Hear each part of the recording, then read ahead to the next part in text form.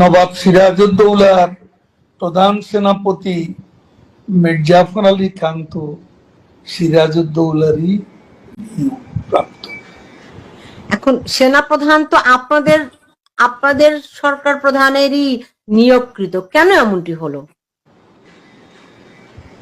এখন এই প্রসঙ্গে আমি আর বেশি কিছু বলতে চাই। জি, আপনারা এই সেনাপ্রধান সম্পর্কে যে মূল্যায়নটি এখন আপনি আমাকে দিলেন, সেটি কি আপনারা এই গোপালগঞ্জের ঘটনার পরে বুঝতে পেরেছিলেন, নাকি আপনারা ধরেন আমরা মুখ খুলেছি, আমরা সেনাবাহিনী সম্পর্কে কোনো বক্তব্য রাখি, যদিও আমরা দেখেছি তাদের নীরব উপস্থিতির মুখে তাদের নাকের ডগায় 32 নম্বর বুলডোজার দিয়ে ধ্বংস করা হয়েছিল, এবং তাদের উপস্থিতিতে সেদিন যে জঙ্গি হামলা 5ই আগস্টে, সেটাও তাদের নীরব উপস্থিতিতে সংঘটিত হয়েছে।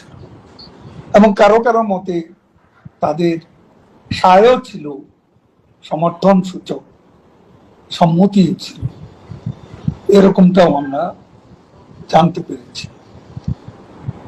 তো তাহলে আপনারা গত 1 বছরে কি ধরনের প্রস্তুতি নিলেন ফিরে আসার? আপনি বলছিলেন যে যখন আপনারা প্রত্যাবর্তন করবেন, তো সেটি কবে নাগাদ হতে পারে?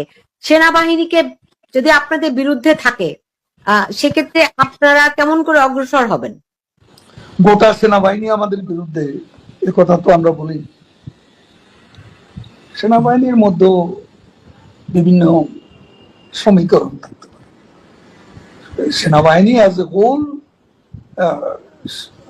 আমাদের মুক্তিযুদ্ধের বিরুদ্ধে, আমাদের বিরুদ্ধে তো যারা আছে তাদের সবাই মুক্তিযুদ্ধের বিরুদ্ধে, এমনটি তো বলার উপর।